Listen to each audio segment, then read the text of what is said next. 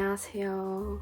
저희는 지금 같은 고등학교에 재학 중인 2025년을 기준으로 예비 고2 18살이고요. 이 친구는 내신 1점대이고 심화반에 들어가 있습니다. 저희는 5가지 파트로 나눠서 얘기를 해볼 건데, 첫 번째는 학교 생활, 두 번째는 공부 관련, 세 번째는 진로, 네 번째는 마인드 세팅, 다섯 번째는 추가 다른 질문들을 얘기해보도록 하겠습니다. 첫 번째, 학교 생활. 학교의 전과 입학한 후 바로 경험하는 것에는 무엇이 있을까요? 일단 저희 학교 같은 경우에는 비포스쿨과 배치고사를 쳤었고요. 비포스쿨이 뭐죠? 일단 비포스쿨에서 학교에 대한 여러 가지 설명을 들었고, 이제 학교를 졸업하신 선배님을 만나서 학교에 대한 정보들을 얻을 수 있는 그런 활동이었습니다. 배치고사 같은 경우에는 국영수사과 한국사를 쳤었고요. 사실 그렇게 중요하다고 생각하지는 않습니다. 그렇지만 저희 학교는 배치고사랑 산모를 바탕으로 심화반을 뽑았었어요. 고등학교와 중학교의 차이점은 무엇이 있을까요?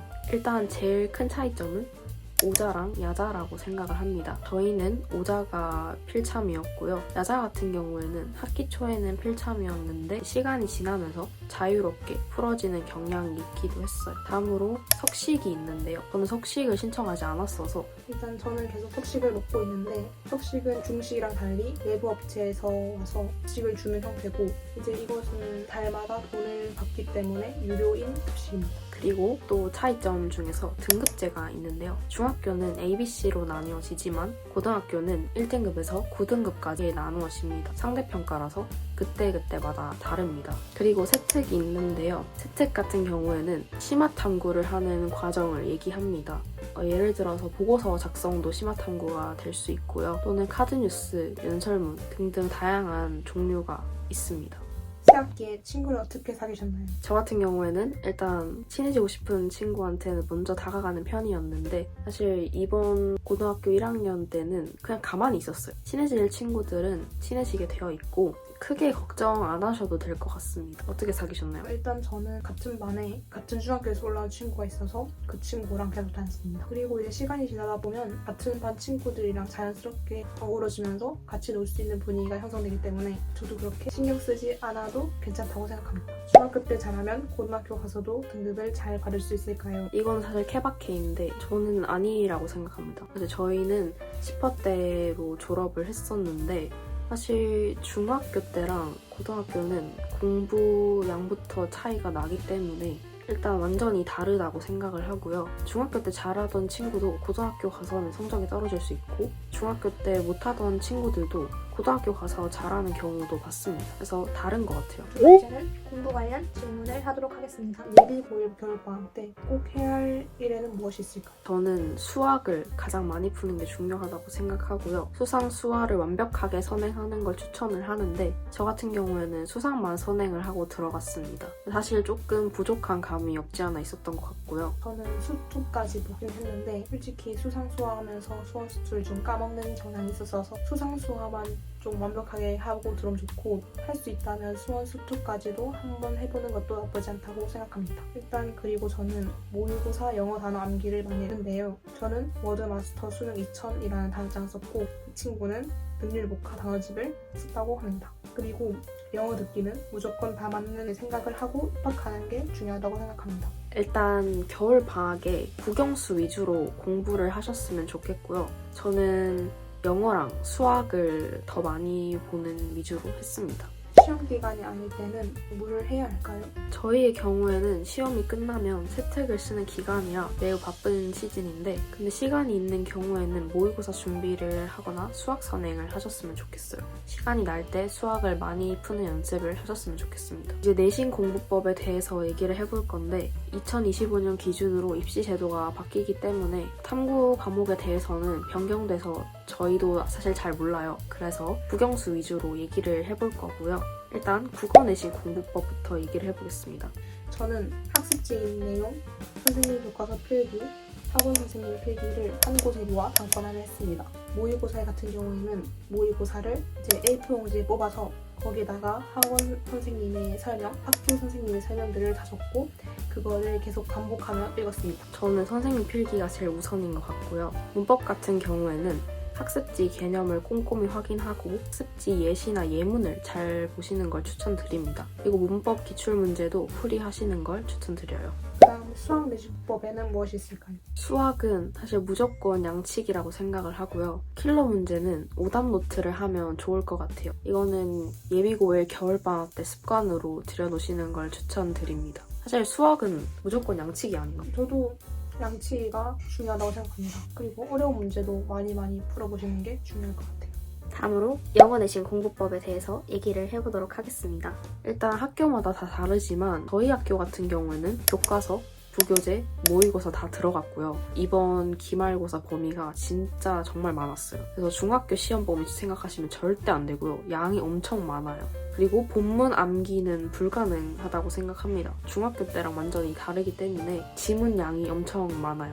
저희 이번 기말고사를 기준으로 모의고사 2개년, 부교재는 7단 정도? 여튼 엄청 많았고 교과서 같은 경우에는 2단을 나갔으니까 양이 매우 많았습니다. 영어 공부 어떻게 하셨나요? 지문 회독을 정말 많이 했습니다. 그 지문을 계속 반복해서 읽고 그냥 첫 문장만 읽어도 전체 내용이 다 생각날 수 있게끔 읽었고 지문마다 해석을 해보고 지문을 요약하는 방법을 익혔습니다. 만약에 시간이 있다면 변형 문제를 푸는 대신 문제풀이는 확인하는 정도로만 푸는 것을 추천드립니다. 무조건 문제풀이에 집중하지 않았으면 좋겠습니다. 영어는 문제를 양치기 한다고 해서 실력이 느는 것 같진 않고요. 내신 같은 경우에는 일단 지문을 내 것으로 만드는 게 제일 중요하다고 생각하기 때문에 지문 내용에 익숙해지시길 바랍니다. 세 번째 파트, 진로에 대해서 얘기를 해볼 건데요. 저도 고등학교 입학할 때 진로를 정하고 가는 게 중요할까? 라고 생각을 했었는데 일단 지금 돌이켜보면은 중학교 때 자기가 하고 싶은 진로를 찾아서 입학하는 게 좋을 것 같고요. 일단 진로는 세특과가 바로 직관적으로 연관이 되기 때문에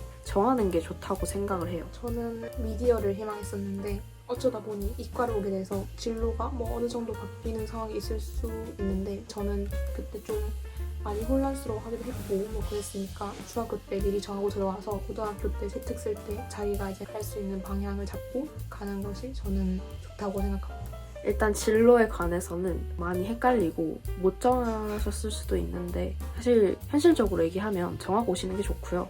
정하지 못했다고 하더라도 내가 좀 관심 있는 분야가 있다 하시면 그거를 좀 집중적으로 고민해 보시고 입학하시는 걸 추천드립니다. 동기부여 될 수 있는 목표를 설정하고 오시길 바랄게요. 공부를 같이 할 수 있는 공부 메이트도 좋고요. 열심히 하는 친구를 통해서 동기부여를 받는 것도 좋다고 생각합니다. 네 번째, 마인드 세팅에 대해서 얘기를 해볼 건데요.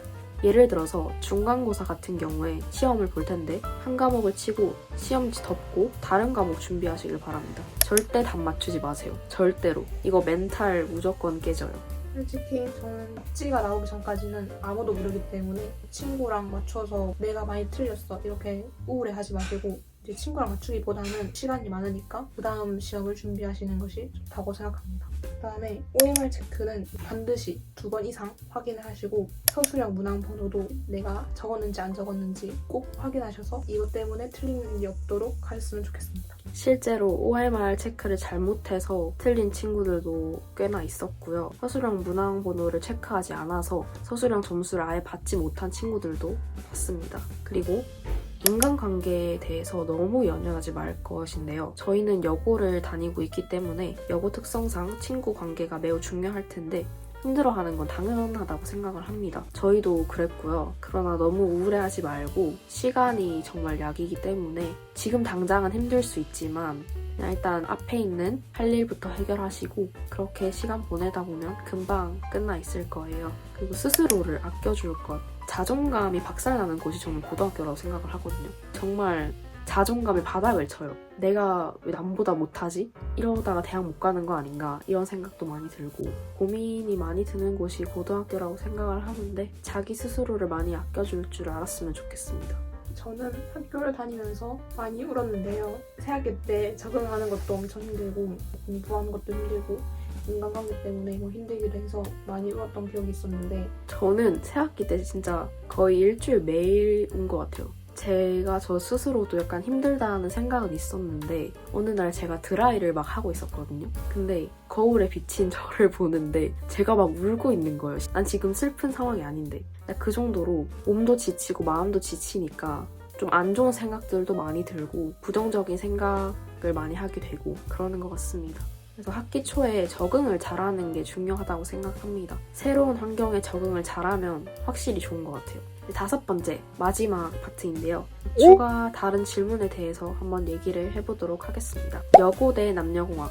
저는 일단 지금 생각해보면 남녀공학을 갔을 것 같습니다. 솔직히 여고는 내신 따기 너무 어렵고 딱히 여고에 환상이 없는 것 같아요. 저희는 같은 중학교를 나와서 남녀공학을 다니고 있었는데 일단 확실히 남녀공학이 재밌는 것 같고요. 여고라고 해서 연애를 못하는 것도 아니고 할 친구들은 다 하는데 근데 솔직히 남녀공학이 더 연애할 기회도 많고 저는 연애한다고 해서 성적이 떨어진다 뭐 그렇게 생각하진 않고요. 일단 여고는 제일 큰 장점 뭐가 있지? 경쟁에 치열해서 좀 열심히 공부하려는 그런 마음이 들고 저희는 여고 장점이 없다고 생각하거든요. 그리고 솔직히 다니는 학교만 다르긴 한데 저희는 그렇게 생각합니다.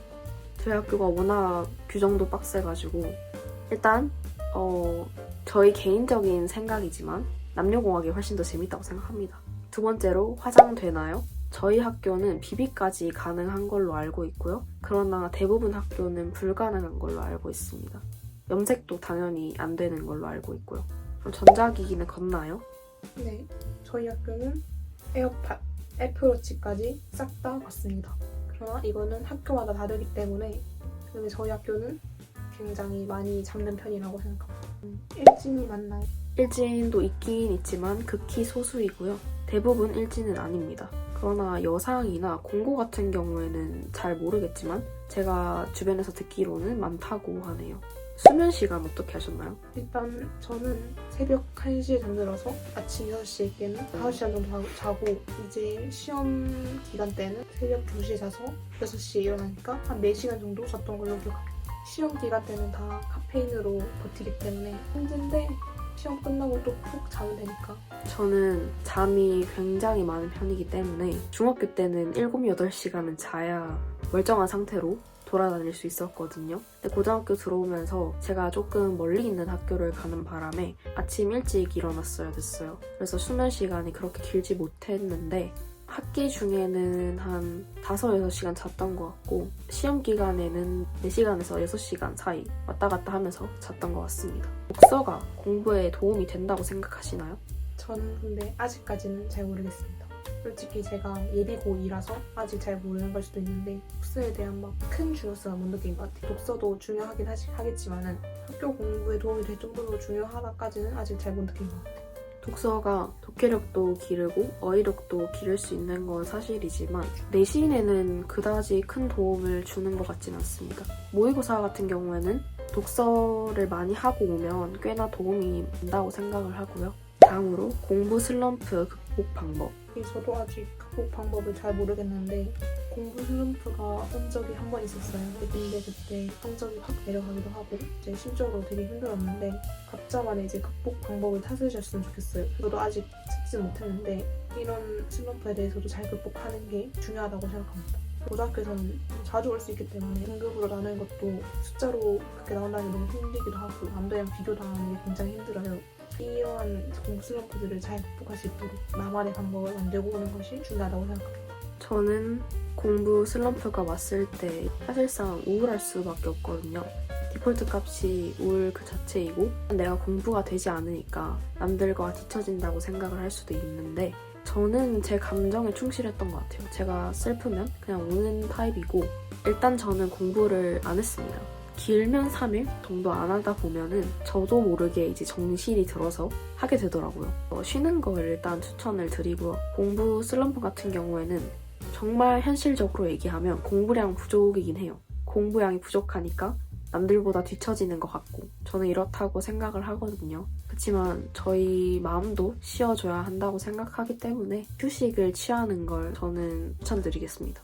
여기까지 저희의 Q&A를 마치게 되었는데요. 저희가 답변한 모든 것은 저의 개인적인 생각이고 참고만 해주셨으면 좋겠습니다. 안녕. 감사합니다.